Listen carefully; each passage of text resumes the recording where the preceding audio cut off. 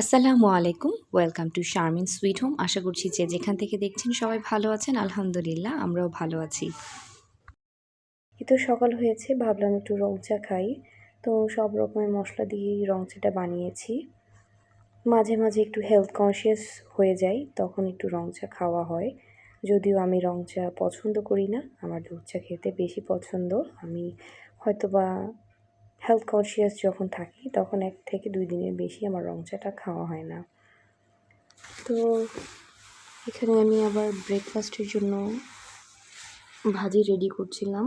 তো রুটি আর ভাজি খাওয়া হবে। এখানে লাউয়ের খোসা ছিল, খোসাটা খুব বেশ কচি ছিল, তাই ভাবলাম যে আলু দিয়ে এটাকে ভাজি করে ফেলি। তো সেটাই ভাজি করছিলাম। একটা ডিম দিয়ে দিলে কিন্তু ভাজিটা খেতে আরও বেশি মজা লাগে। তো আমি নর্মালি রেখেছি, তেমন কিছুই অ্যাড করিনি। পেঁয়াজ, কাঁচামরিচ, হালকা হলুদ আর লবণ দিয়ে ভাজিটা করে নিয়েছি। আমার কাছে খুব ভালো লেগেছে, অনেক দিন পরে খাওয়া হয়েছে ভাজিটা। এখন তো বেশ ঠান্ডা পড়েছে, যদিও আমার এই ভিডিওগুলো আগের নেওয়া, তো সেটাই ভাবলাম শেয়ার করেই।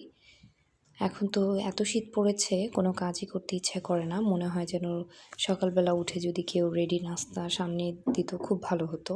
আর প্রতিদিন তো বাইরে থেকে কিনে খেতে ভালো লাগে না, সেটা শরীরের জন্য এতটা ভালো না, কী আর করার।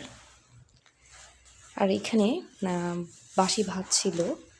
তো বাসি ভাত দিয়ে আমাদের অঞ্চলে, মানে আমাদের গ্রামে একটা খাবার বানানো হয় যার নাম কাজির ভাত। তো ডাল ছিল, তো এটা মিক্স করে এই রান্নাটা করা হয়। যদিও এত সহজ দেখা যায়, কিন্তু আসলে এত সহজ না।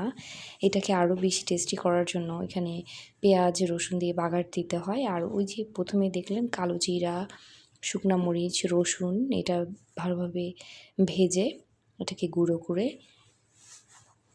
কাজির ভাতের মধ্যে দিতে হয়। আর এই গরমের দিনে তো পান্তা ভাত রাখলে একটু টক হয়ে যায়, তো আমার পান্তা ভাতটা এত টক হয়নি, যার কারণে আমি এখানে আচার অ্যাড করে দিয়েছি। টক টক খেতে খুব ভালো লাগে।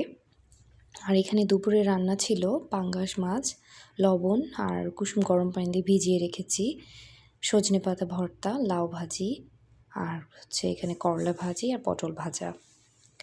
মাছটা কুসুম গরম পানি দিয়ে আমি ভিজিয়ে রাখি, এতে করে যেহেতু ফ্রিজে থাকে, রক্ত পানিটা বের হয়ে গেলে মাছটা তাড়াতাড়ি পরিষ্কার হয়ে যায় এবং গন্ধটাও দূর হয়ে যায়।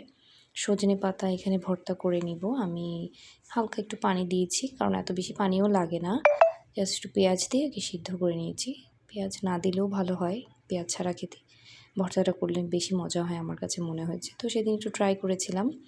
এখানে তারপর একটু তেল দিয়ে শুকনো মরিচ, কাঁচামরিচ, রসুন ভালোভাবে টেলে সবগুলো একসাথে ভেজে উঠিয়ে ফেলবো, তারপর ভর্তা করে নিব। বেশ মজা লাগে, ঝাল যে যেমন দিতে পারে। তারপরে এখানে মাছটাও ভেজে নিয়েছি, পাঙ্গাস মাছটা ভালোভাবে ভেজে এটাও ভুনা করে ফেলবো। আর সাথে সাথে থালাবাটি যা আছে সব কিছুই আমি ওয়াশ করে নিয়েছি। তো আজকে এই পর্যন্ত, সবাই ভালো থাকবেন। আল্লাহ হাফেজ।